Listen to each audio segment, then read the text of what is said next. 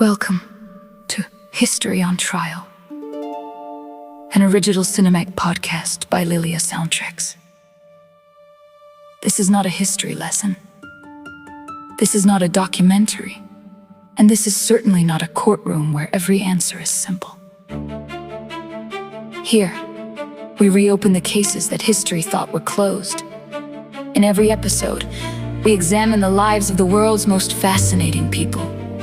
Heroes, queens, inventors, artists, revolutionaries, presidents, and ordinary individuals whose choices changed the course of history. Lily investigates the evidence, exploring historical documents, letters, eyewitness accounts, and the events surrounding each case. Elizabeth Cady Stanton approaches every story as an attorney, asking whether justice was truly served and whether the evidence would withstand careful legal scrutiny. Frida Kahlo paints the emotional portrait of each person, revealing their humanity through the symbolic language of color. And finally, Forrest reminds us that behind every famous name is a human being with a story worth hearing before passing judgment. This podcast isn't here to tell you what to believe. It's here to challenge you to ask better questions. So listen carefully. Examine the evidence. Question every assumption. And when the case is over, the verdict belongs to only one person. You.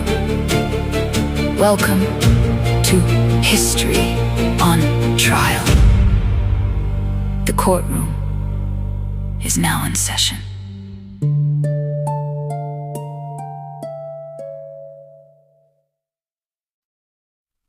Or no. I was walking down the sidewalk one morning, carrying me a little box of chocolates. And I got to thinking about those three ladies I met over by that bus stop. So I says to myself, reckon I ought to go say hello. So I did. I knocked on the door, real polite. Miss Lily opened it. She looked at me for about 2 seconds. Then she smiled. She said, "Well, Forrest, I remember you. We met at the bus stop, just before Rosa Parks changed history." I said, "Yes, ma'am. That's exactly where I remember you from." Then I looked around the room, mercy. There were books everywhere. Books on the table, books on the shelves, books stacked on the floor. I don't think I'd ever seen that many books in one room before. I figured those ladies surely like to read, so I told them, "I've been thinking about y'all. Y'all study history. One of y'all knows the law, one of y'all paints, and Miss Lilia, well, you ask questions folks don't usually ask." I scratched my head a little. Then I said, "I've been judged most all my life. Folks looked at me, heard me talk, and made up their minds before they ever knew me. Some said I wasn't bright enough, some laughed, some never gave me much of a chance. But life's a funny thing. Sometimes the folks who think they know the most don't really know very much at all." Miss Frida chuckled. She took a little sip of tequila and said, "Lord have mercy. Looks like we got ourselves another case." Well, I couldn't help but grin. I said, "Yes, ma'am, but y'all got your tequila. I got my chocolates, and I surely do love shrimp." That got everybody laughing. Then Miss Elizabeth leaned forward. She had this look like she was fixing to solve a mighty important problem. She said she wanted to hear my whole story. So I told her. I told them about my mama, about running, about wearing a uniform, about meeting wonderful people, about about losing people I loved, about learning that love don't always stay as long as we like, about my little boy, and about how sometimes you don't have to be the smartest fellow in the room to know the right thing to do. When I finished, the room got mighty quiet. Nobody said a word. Miss Elizabeth finally spoke. She said a person's character ought to matter more than somebody else's opinion. She said kindness, honesty, loyalty, and courage are things no one ought to underestimate. Miss Frida turned around the picture she'd been painting. She said the brown was for every road I'd walked, the blue was for all the dreams I'd carried, the green was for hope, the gold was for a heart that never quit believing in people, and the white, she said, was because I never stopped trying to do what I thought was right. Then Miss Lilia looked at me. She smiled. Not the kind folks give you because they feel sorry for you. The kind that says, you belong here. She told me maybe history didn't just need more famous people. Maybe it needed somebody who remembered to look for the good in folks before passing judgment. Then she asked if I'd help with their work. Well, I smiled right back. I said, I reckon I'd be honored, 'cause every person's got a story, and if you listen long enough, most folks will tell you who they really are. So that's how I joined the team. Now I get to travel through history with three mighty remarkable ladies. One looks for the facts, one stands up for justice, one paints what's hiding inside a person's soul. And me, well, I just keep asking the simple questions. Funny thing is, sometimes the simple questions are the ones that matter most. Well, I reckon that's enough talking for now. Y'all come back and see us. We've still got plenty of history left to explore, and a whole lot of stories waiting to be heard.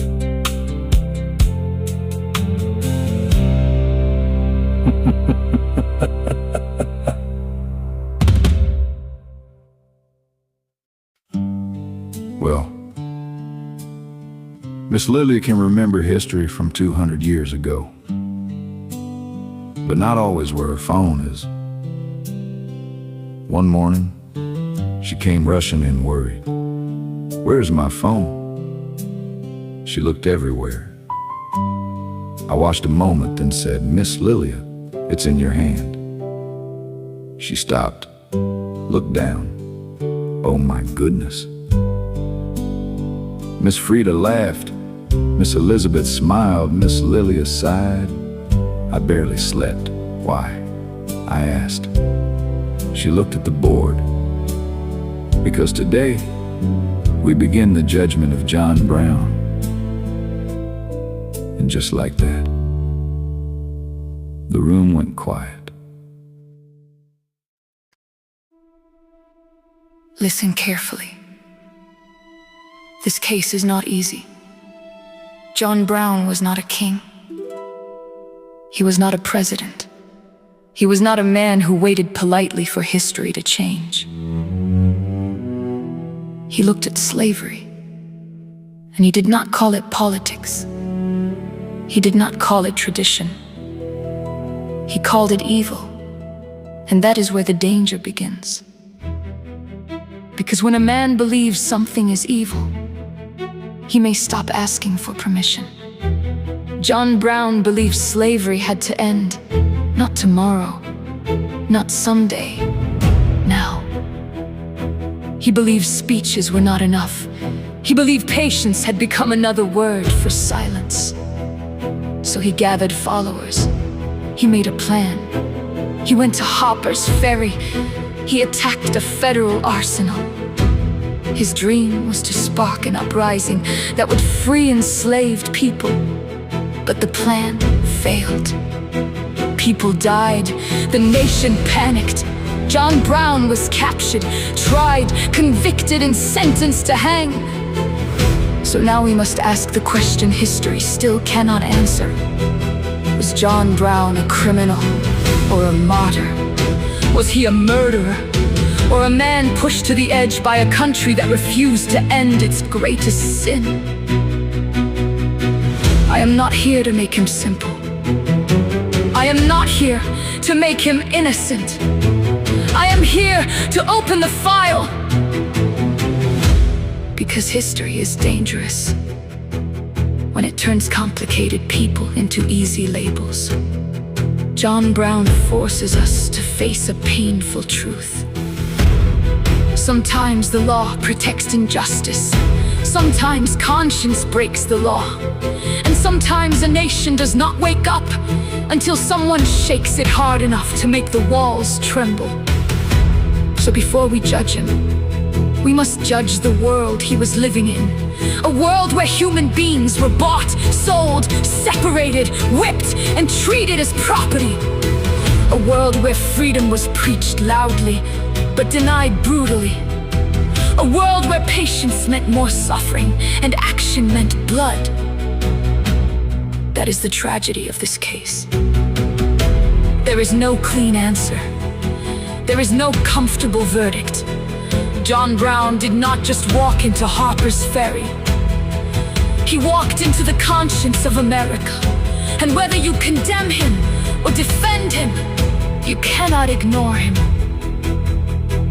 Because after John Brown, the question was no longer quiet. How long can a nation call itself free while holding people in chains? Tonight, we do not close the case. We reopen it, and we ask the jury, not just what John Brown did, but what kind of country made him believe there was no other way.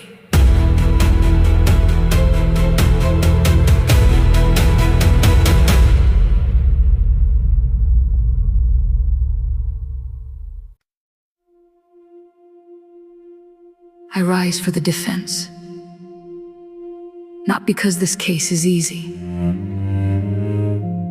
not because blood was not spilled, not because the law was not broken. I rise because justice must ask more than one question. The prosecution says John Brown was a criminal. Objection. That is too simple. A criminal acts for greed, cruelty, or personal gain. John Brown acted from conscience. Was his method violent? Yes. Was his plan dangerous? Yes. But can a nation call one man violent while ignoring the violence of slavery itself? Objection to selective morality. Objection to a courtroom that condemns rebellion, but excuses chains. Objection to any law that protects the ownership of human beings and then calls itself justice. Ladies and gentlemen, the law convicted John Brown, but history must examine the law, because a law can be written clearly and still be morally corrupt.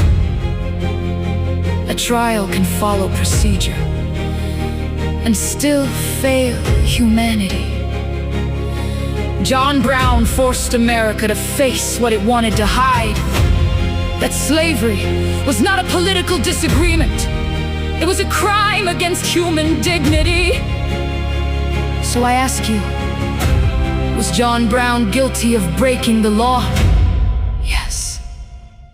But was the law innocent? No. And that is the heart of this case. You may condemn his actions, but you cannot ignore the injustice that created them.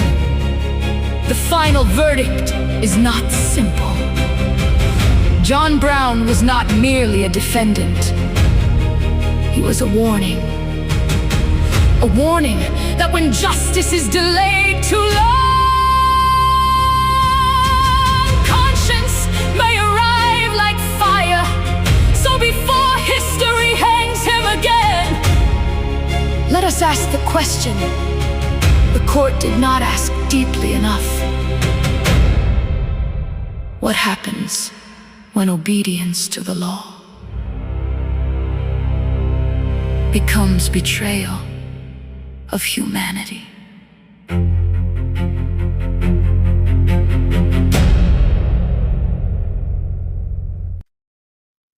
I painted John Brown with crimson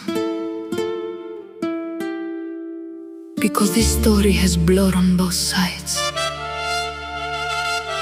Blood from the raid, blood from slavery, blood from a nation that waited too long to look at its own wound. I used black for the hatred that divided America. Not just hatred in the streets, but hatred written into laws, hidden inside churches, protected by men in power. I used deep blue for the sorrow of enslaved families, mothers separated from children, names erased, voices silenced, lives stolen. I used gray because John Brown is not easy to paint. He is not pure hero. He is not simple villain. He lives in the uncomfortable space where history cannot breathe. I used white for the hope that freedom could still be born in a country covered by darkness. And I used gold, not because he was perfect, but because his name became a flame. Some people cursed it, some people followed it, but nobody could ignore it. That is the color of John Brown's pain. A man painted in fire, standing inside a nation that had already been burning for generations.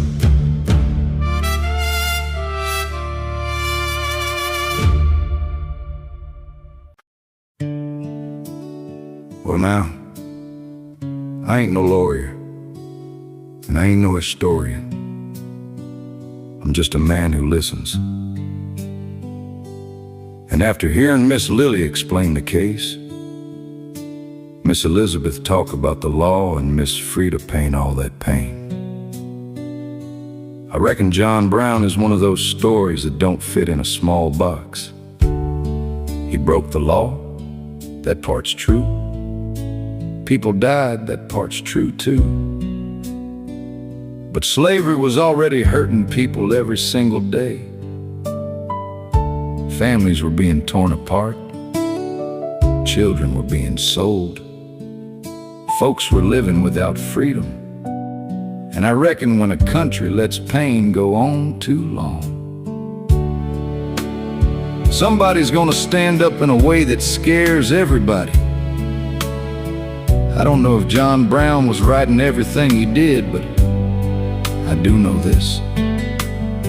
Sometimes the world judges the fire without asking who started the burning. So before we call a man crazy or dangerous or wrong, maybe we ought to ask what kind of world made him believe there was no peaceful road left. That's what I learned today. History ain't always clean. Justice ain't always easy. And people, well, people are more complicated than the names we give them. So y'all stay with us. There's more cases coming, more stories waiting, and a whole lot of history still standing at the door. Subscribe to Lilius Soundtracks, because here We don't just tell history. We put it on trial.